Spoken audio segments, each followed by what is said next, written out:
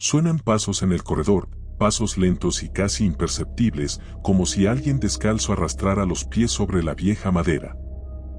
El aire se siente espeso, cargado de un aroma extraño que mezcla el olor a humedad con un ligero rastro de algo metálico que no se logra identificar con claridad. Cada pared luce agrietada, con fotografías antiguas, rostros borrosos de personas que parecen observar desde otro tiempo, listos para saltar a la realidad en cualquier momento.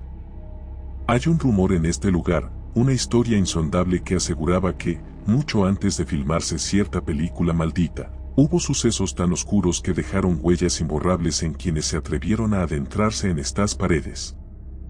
Dicen que todo comenzó con una pareja joven que se mudó buscando una oportunidad para empezar de cero.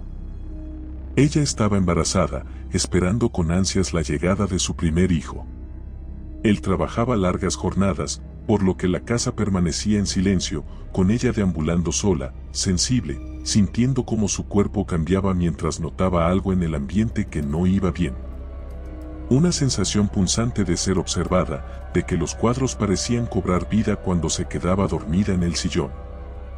En ciertas noches, despertaba sobresaltada y juraba escuchar voces susurrando su nombre desde el pasillo o el retumbar de un llanto lejano procedente de la habitación contigua. Las vecinas del edificio siempre la recibían con sonrisas amables, pero había algo en sus ojos que irradiaba un atisbo de complicidad secreta, como si supieran algo que ella ignoraba. Esa extrañeza se fue intensificando hasta que un día, mientras subía las escaleras con las manos llenas de bolsas, notó en el rellano la figura de una mujer mayor que la observaba fijamente.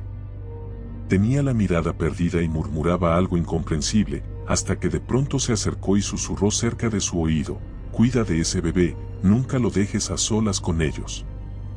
La embarazada quedó paralizada, sintiendo un escalofrío que le recorría la espalda entera.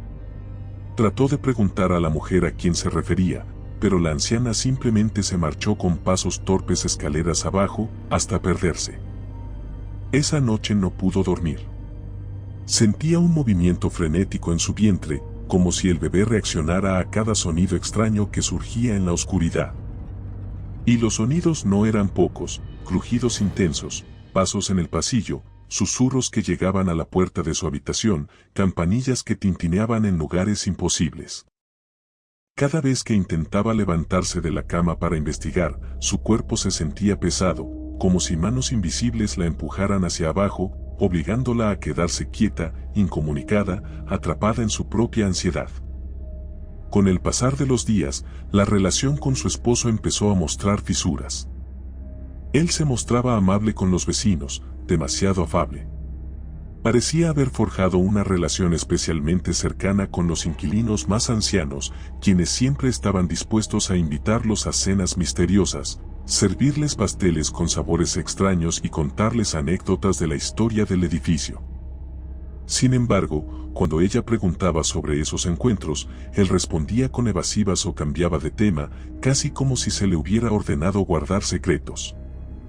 Cada noche, ella se acostaba más intranquila que la anterior, con una mano sobre su vientre y la otra aferrada al borde de la sábana, temiendo que al apagar las luces el horror regresara para acompañarla hasta el amanecer.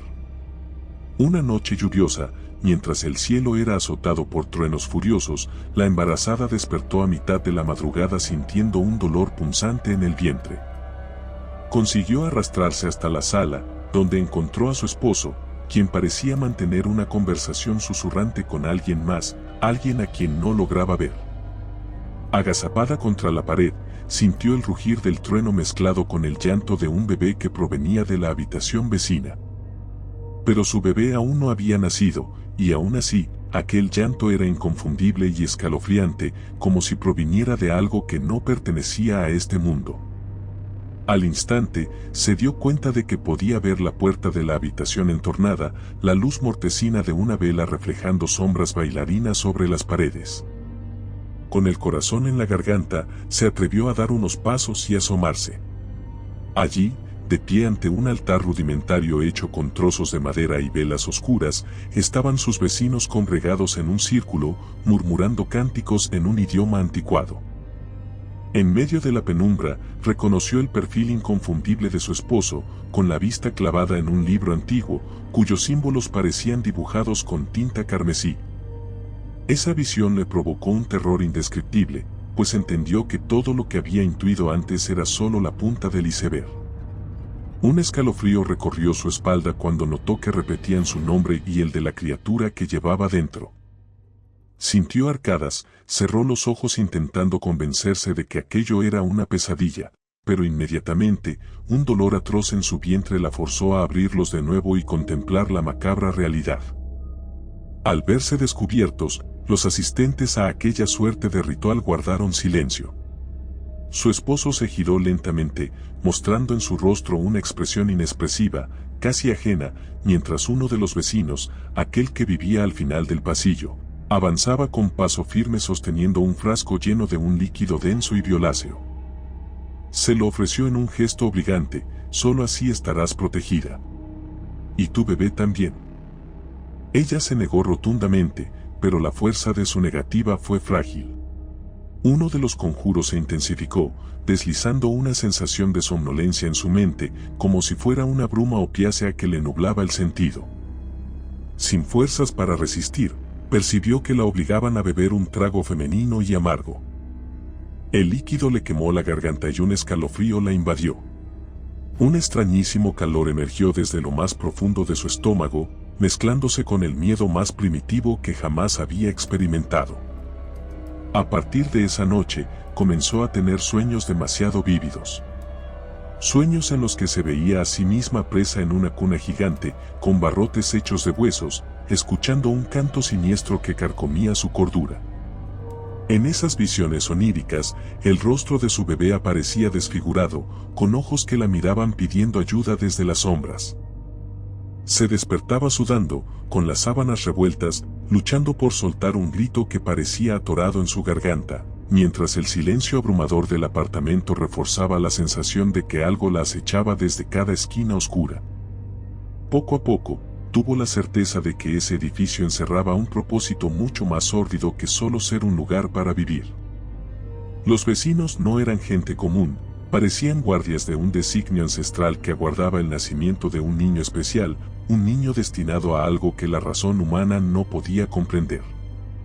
Su vientre comenzó a crecer más rápido de lo normal, y con ello, surgieron dolores inhumanos que la paralizaban al caminar. Incluso el bebé parecía moverse con una fuerza desmedida, como si peleara contra una barrera invisible que lo mantenía atrapado. Había momentos en los que ella sentía que algo le rozaba la piel por dentro, una suerte de garra desesperada. Llegó el día en que, mientras contemplaba su reflejo en el espejo, notó que alrededor de sus ojos se dibujaban círculos oscuros, casi cadavéricos, y su piel parecía apagada, sin la lozanía propia de quien espera un nacimiento. Alguien llamó a la puerta, varios toques suaves pero insistentes, y cuando abrió, se topó con la anciana que tiempo atrás la había advertido con aquel siniestro consejo. La mujer le exigió que la dejara pasar, asegurándole que no quedaba mucho tiempo y que tenía que protegerse. Cerraron la puerta y, con el sobresalto aún candente, la embarazada escuchó lo que la anciana tenía para decirle. Existía un ritual antiguo para cerrarle el paso a la fuerza oscura que se estaba formando alrededor de su hijo. Pero ese ritual requería un sacrificio espantoso. Un sacrificio que implicaría la destrucción de quienes vivían en aquel edificio y de cualquiera que hubiera tenido contacto con el culto. Entretanto, los vecinos empezaron a merodear por el pasillo, golpeando las paredes, tarareando cánticos que parecían provenir de la más profunda cavidad infernal. La anciana le entregó un pequeño paquete envuelto en paños viejos, diciéndole que lo abriera antes de la medianoche si deseaba salvar la vida de su hijo y la suya propia, aunque esa salvación vendría acompañada de un costo que su psiquis quizá no podría soportar. Con las manos temblorosas, la futura madre tomó el bulto, preguntándose si de verdad sería capaz de pagar el precio. Cuando la anciana salió y quedó a solas, el ambiente se hizo asfixiante, como si las paredes fueran a cerrarse sobre ella. Desesperada, revisó el paño, encontrando un cráneo ennegrecido y un polvo maloliente que mutaba de color en la luz mortecina de la lámpara. Los golpes en la puerta hicieron temblar su corazón. Su esposo y varios vecinos la llamaban con insistencia, exigiendo entrar. Aseguraban que ayudarían con el parto, que no había nada que temer, que su hijo nacería para ocupar un lugar honorable en un plan supremo. Por instinto, ella cerró con llave y corrió hasta el dormitorio, cubriéndose con una manta mientras notaba un charco de sangre escurriéndole por las piernas.